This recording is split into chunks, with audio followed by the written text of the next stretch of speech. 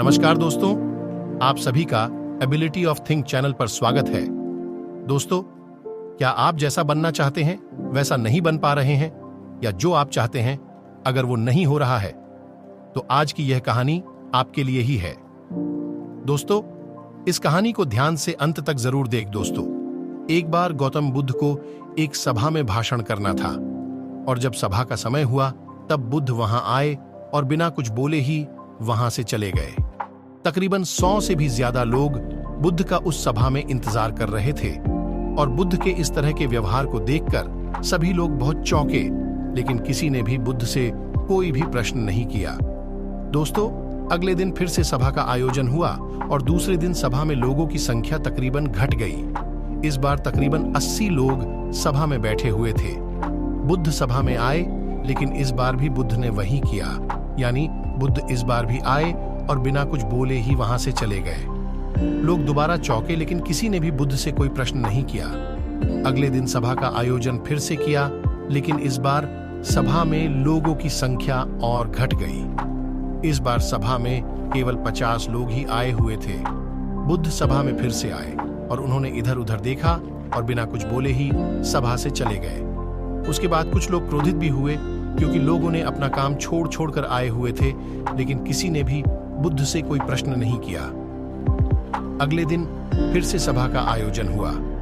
दोस्तों, आप लोग जो इस कहानी को पढ़ रहे हैं, आप में से भी कुछ लोग मन ही मन यह कह रहे होंगे कि अरे कितनी बार सभा का आयोजन होगा, और आप लोगों को भी इस कहानी को पढ़ते वक्त इरिटेशन होना शुरू हुआ होगा। और जिन जिन लोगों को भी अभी इरिटेशन होनी शुरू हो गई है, उन लोगों को तो यह कहानी बड़े ध्यान से पढ़कर समझना चाहिए, क्योंकि यह कहानी आपके लिए ही है।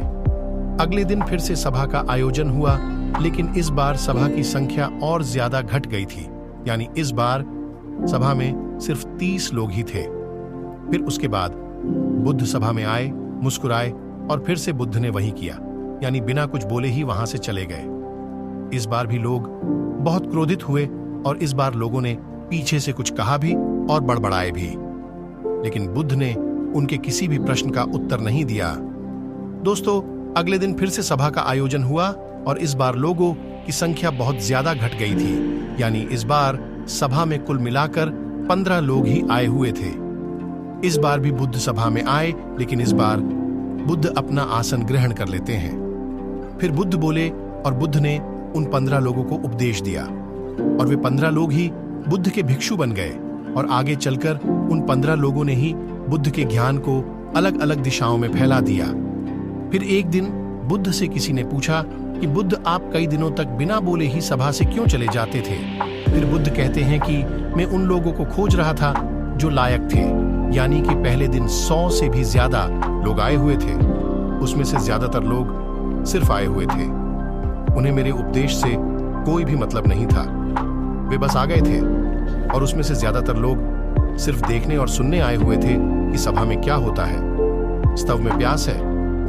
जिन लोगों के भीतर में वास्तव में प्यास थी, वे लोग अंत तक जरूर रुके, और जो लोग बस ऐसे ही आ गए थे, वे लोग पहले या दूसरे दिन ही चले गए। जिनके भीतर धैर्य था, उन्हें मुक्ति का मार्ग भी मिला, और जो लोग जल्दबाजी में थे, वे लोग अब घर में बैठे हुए हैं। सवाल यह नहीं है कि मैं तुम्हें क्या दे सकता हूं, बल्कि सवाल यह है कि तुम क्या ले सकते हो।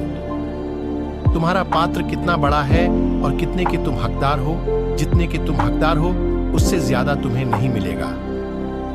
फिर वह व्यक्ति बुद्ध से पूछता है कि बुद्ध लायक कैसे बने। फिर बुद्ध कहते हैं कि धैर्य के द्वारा जिस व्यक्ति के अंदर धैर्य है, वह अपने जीवन में कुछ भी पा सकता है। सभा में जितने भी लोग आए हुए थे, और उसमें से अंत तक वही रुके जिनके अंदर धैर्य था। चाहे तुम्हारे जीवन में तुम्हारा लक्ष्य जो कुछ भी हो, लेकिन तुम बिना धैर्य के सफलता के चरम तक नहीं पहुंच सकते। फिर वह व्यक्ति बुद्ध से पूछता है कि कोई व्यक्ति अपने भीतर के धैर्य को कैसे बढ़ाएं? बुद्ध कहते हैं कि निरंतर अभ्यास के द्वारा हम अपने भीतर के धैर्य को बढ़ा सकते हैं। जैसे कोई व्यक्ति जब ध्यान करना शुरू कर देता है, तो उसका मन उसके सामने कई सारे अड़चने लाता है, लेकिन उसका धैर्य उसे एक दिन उसके लक्ष्य तक जरूर पहुंचा देता है। फिर वह व्यक्ति बुद्ध से कहता है कि अन्न में समझ गया, बुद्ध में समझ गया। यानी मुझे धैर्य के साथ निरंतर अभ्यास करने की आवश्यकता है।